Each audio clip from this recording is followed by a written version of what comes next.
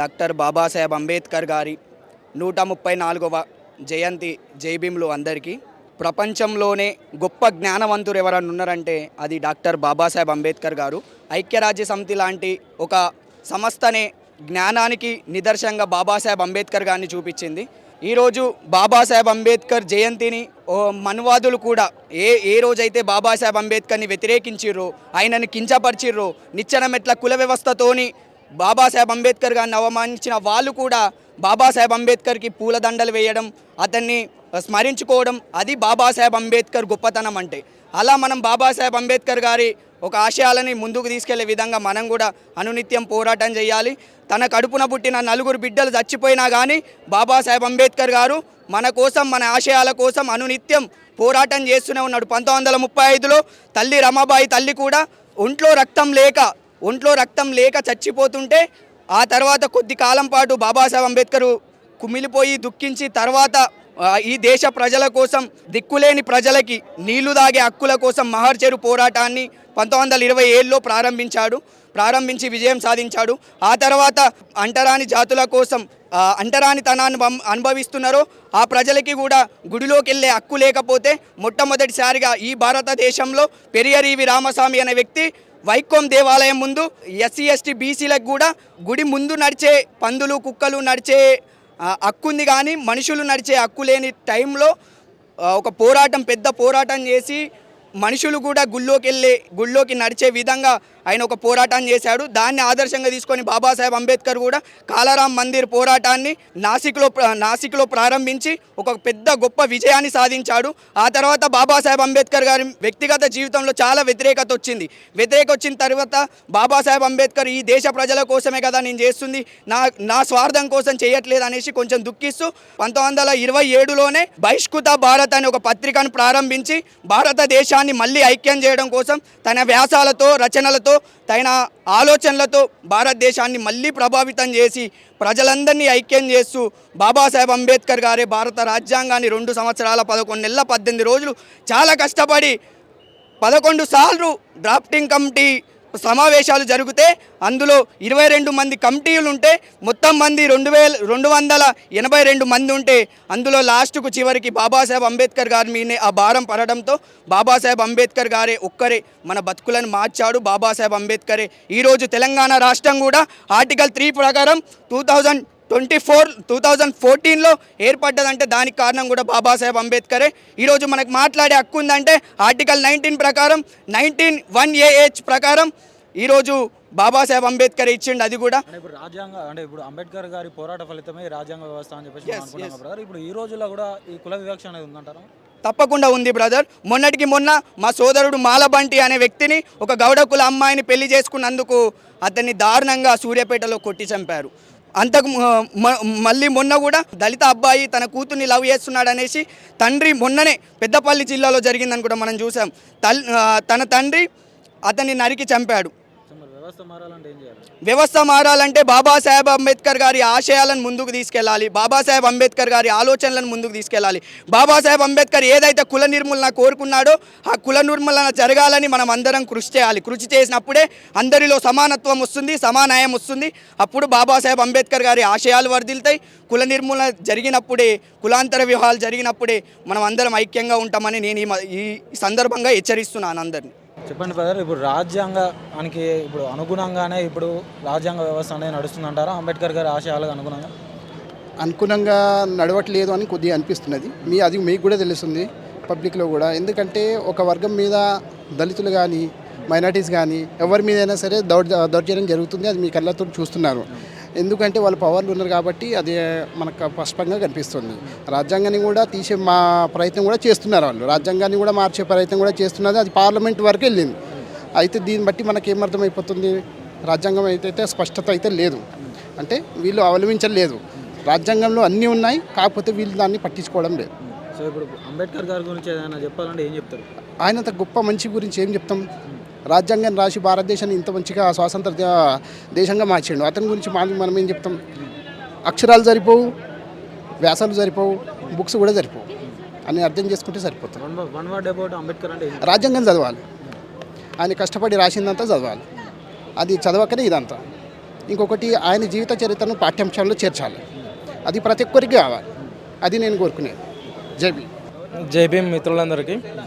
మనకు అంబేద్కర్ గారి గురించి కొంతమంది ఏమో అనుకుంటారు, ఒక కులానికి ఒక క్యాస్ట్కి పరంగా చూస్తారు. అలా కాకుండా అంబేద్కర్ అనే దేశానికి కానీ ప్రపంచానికి మొత్తం ఒక రాజ్యాంగం రాసి అందరికీ హక్కులు కల్పించడానికి ఎంతో కృషి చేశాడు. ఒక రాజ్యాంగం రాశాడు. మహిళలకు కానీ అన్ని విధాలలో అన్ని రంగాలలో ముందుండాలని మహిళలకు హక్కులు కూడా కల్పించాడు. అలాంటి గొప్ప వ్యక్తికి ఈరోజు మనం ఘననివాళులు అర్పించుకుంటే ఎంతో గర్వంగా ఉంది మాకు. జై భీమ్. అంటే ఇప్పుడు అంబేద్కర్ గారి పోరాట ఫలితమే ఈ రాజ్యాంగ వ్యవస్థ అని చెప్పేసి మనం అనుకుంటాం కదా బ్రదర్. మరి ఈ అంటే అంబేద్కర్ గారి ఆశయాలకు అనుగుణంగా ఈ రాజ్యాంగ వ్యవస్థ అనేది నడుస్తుందంటారా? 99% రాజ్యాంగ వ్యవస్థ ఈ దేశంలో, ఈ రాష్ట్రంలోనే కాదు దేశంలో కూడా నడుస్తలేదు. ఎందుకంటే మొత్తం మతోన్మాదులు ఎక్కువైపోయారు. మతోన్మాదులు ఎక్కువైనా కానీ ఈరోజు రేపు ఇంకొక 10 రోజులకైనా పార్లమెంట్లో కూర్చున్నామంటే రాజ్యాంగాన్ని అమలు చేయాలి. కానీ రాజ్యాంగాన్ని పక్కకు పెట్టి మతోన్మాదాన్ని ముందుకు తీసుకొచ్చి ఈ పనికిమాలిన శక్తులు అనేటి కొంతమంది ఉన్నారు. అది 3 రోజుల భోగాటకం అన్నట్టే ఉంటుంది. కానీ ఎవరు ఎంత ఇంటర్నల్గా ఏది చేసుకున్నా కానీ చివరికి మాత్రం మన భారతదేశం అయితే రాజ్యాంగ విలువలతోటే ముందుకెళ్తుంది. ఈ కుల వివక్షను నిర్మూలించాలని చెప్పేసి పోరాటం చేసిన వ్యక్తులలో అంబేద్కర్ గారు ముందున్న వ్యక్తి. మరి ఈ రోజుల్లో కుల వివక్ష అనేది ఉందంటారా? ఇప్పటికీ 134 ఏళ్ళు అవుతుందన్నమాట ఇప్పటికి ఉన్నది కుల వ్యవస్థ. మన భారతదేశంలో కుల వ్యవస్థ ఇప్పటికీ ఉన్నది. ఎందుకంటే పచ్చిగా చంపేస్తున్నారండి. ఇంటర్ క్యాస్ట్ మ్యారేజ్ చేసుకున్న వాళ్ళను చంపేస్తున్నారు. నిన్నటికి నిన్న మహబూబ్నగర్లో చంపేసిన అనుకుంటా. నిన్నటికి నిన్న ఒక సొంత అన్నే సొంత చెల్లెని చంపేసిండు. ఇప్పటికీ కుల వ్యవస్థ ఉంది, నడుస్తుంది. అది ఈ రాజకీయ నాయకుల వల్లనే అది ఇంకా కుల వివక్షను నిర్మూలించాలంటే ఏం చేయాలంటే, కుల వివక్ష నిర్మూలించాలంటే అందరూ ఏకం కావాలి. భారత రాజ్యాంగం యువత భారత రాజ్యాంగం చదవాలి.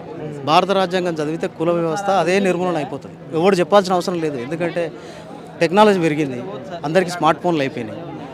వైకుంఠం అనేది అరచేతులు చూస్తున్నట్టు మనం ప్రపంచాన్ని మన అరచేతులనే చూస్తున్నాం.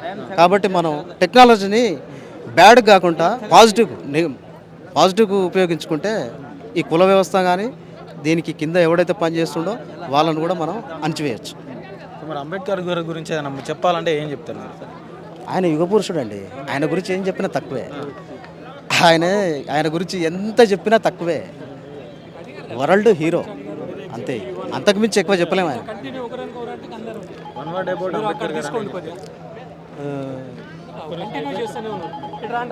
Is a hero. నమస్కారం అండి. నేను మెదక్ నుంచి వచ్చిన. అంబేద్కర్ గురించి ఎంఎన్ఎస్ బైరి నరేష్ గారు ఇట్లా ఇన్వైట్ ఇట్లా చేస్తే వచ్చినాం. అంబేద్కర్ గారి జయంతి పురస్కరించుకొని ఇక్కడికి వేలాది మందిగా తరలించడం చాలా సంతోషకరమైన విషయం.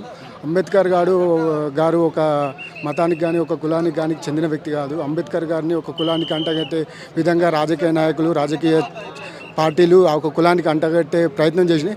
మరియు కుల రిజర్వేషన్లు పొందిన రాజకీయ నాయకులు కానీ ప్రభుత్వ ఉద్యోగులు కానీ అంబేద్కర్ గారిని అనుసరించడంలో లేకుంటే అంబేద్కర్ గారి సిద్ధాంతాన్ని ప్రజల్ని మోటివేట్ చేయడంలో అందరూ విఫలమవుతారు. రాజకీయ నాయకులు ఖచ్చితంగా అంబేద్కర్ గారి ఆశయాలకు అనుగుణంగా పనిచేయాలి. ప్రభుత్వ ఉద్యోగులు కానీ అంబేద్కర్ వాదులు కానీ ఖచ్చితంగా అంబేద్కర్ సిద్ధాంతాలని బలంగా తీసుకెళ్లాల్సిన సమయం వచ్చిందని కోరుకుంటున్నాను. సో అంబేద్కర్ గారి జయంతి ఉత్సవాలను ప్రభుత్వం ఇంత ఘనంగా జరిపిస్తుంది కదా, ఎట్లా అనిపిస్తుంది? ఓన్లీ ఉత్సవాలు జరిస్తారు, పూలదండలు వేస్తారు, లేకుంటే ర్యాలీలు తీస్తారు, లేకుంటే దండాలు వేస్తారు. కానీ అంబేద్కర్ సిద్ధాంతాలను అంబేద్కర్ ఏం కోరుకున్నాడు? కులరహిత సమాజం, మతరహిత సమాజం. మతాన్ని కానీ కులాన్ని కానీ మైండ్లోకి ఎక్కిస్తారు ఈ రాజకీయ పార్టీలు. వాటిని వ్యతిరేకంగా అంబేద్కర్ పోరాడింది కాబట్టి దాన్ని ఇంప్లిమెంట్ చేయాలని రాజకీయ పార్టీలను కానీ రాజకీయ నాయకులను కానీ ప్రభుత్వాలను కానీ కోరుకోవడం జరుగుతుంది. అంటే ఇప్పుడు అంబేద్కర్ గారి ఆశయాలకు అనుగుణంగానే మరి రాజకీయ వ్యవస్థ అనేది నడుస్తుందని అనుకుంటున్నారు. అంబేద్కర్ గారి ఆశయాలకు ఏ రాజకీయ పార్టీ వస్తే ఏ ప్రభుత్వం వచ్చినా కానీ బలహీనుల్ని భయపెట్టించి బతకడమే ఆ రాజకీయ పార్టీలు అనువైతే. ఒక అంబేద్కర్ గారు మాత్రమే బలహీనుల బలమైపోయింది. ఆ గారి ఆశయాలను ప్రభుత్వాలు బలంగా తీసుకెళ్ళి అప్పుడే సమాజ స్థాపన జరుగుతుంది, అప్పుడే సమన్యాయం అనేది జరుగుతుందని చెప్తున్నా. కుల వివక్ష పోరాటంలో అంబేద్కర్ గారు ముందున్న వ్యక్తి. మరి ఇప్పుడు ఈ రోజుల్లో కుల వివక్ష అనేది ఉన్నదంటారు? 100% ఉంది. కుల వివక్ష అంటే సూర్యాపేటలో ఒక బంటి అనే హత్య జరిగింది. ఇంతకుముందు ఏదో కూతురు ఏదో ఎవరినో ప్రేమిస్తురని కన్న కూతురునే చంపుతారు. కుల వివక్ష అనేది ప్రతి రూపంలో కనిపిస్తుంది. రాజకీయ నాయకుల పార్టీలలో కూడా కనిపిస్తుంది. చిన్న చిన్న స్థాయి కార్యకర్తలకు వాళ్ళకు ఒక సీట్ ఇప్పియాలన్నా కానీ పెద్ద పెద్ద నాయకుల దర్శనం చేయాల్సి వస్తుంది. ప్రతి ఫీల్డ్లో ఖచ్చితంగా కులం ఉంది. కుల వివక్షకు వ్యతిరేకంగా అంబేద్కర్ వాదులు కానీ లేకుంటే గవర్నమెంట్ ఎంప్లాయీస్ కానీ లేకుంటే ప్రభుత్వాలు కానీ కృషి చేయాలని కోరుకుంటున్నాం. అంటే బడుగు బలహీన వర్గాల ఆశా జ్యోతి అంబేద్కర్ గారు అని చెప్పేసి మనం అంటూ ఉంటాం కదా. మరి ఈ బడుగు బలహీన వర్గాలకు సరైన న్యాయం ఇప్పుడున్న రోజుల్లో జరుగుతుందంటారు కదా? ఖచ్చితంగా బడుగు బలహీన కోసం బలంగా నిలబడిన వ్యక్తి అంబేద్కర్, పెరియార్ ఇలాంటి వ్యక్తులు చాలా పోరాడారు ఆ బలహీనుల కోసం. కానీ ప్రభుత్వాలు కానీ ప్రభుత్వ నాయకులు కానీ లేకుంటే రాజకీయ పార్టీలు కానీ లేకుంటే ప్రభుత్వ ఉద్యోగులు కానీ రిజర్వేషన్ల ద్వారా ఎమ్మెల్యేలు అవుతూ ఎంపీలు అవుతూ ప్రభుత్వ పదవులు పొందుతూ లేకుంటే ప్రభుత్వ ఉద్యోగాలు పొందుతూ తర్వాత రిజర్వేషన్ పొందిన వాళ్ళు రిజర్వేషన్ పొందడానికి అర్హులై ఉండి కూడా వాళ్ళకి చదువు లేక వాళ్ళు ఇంకా పేద స్థితిలో ఉన్న వాళ్ళకు కృషి చేయడానికి ఎవరు ముందుకు వస్తలేరు. వాళ్ళు రిజర్వేషన్ నుంచి బయటకు వచ్చి ఒక స్టేజ్కి వచ్చినాక వాళ్ళు మళ్ళీ మనువాదుల లెక్కలు తయారవుతారని కోరుకుంటున్నారు.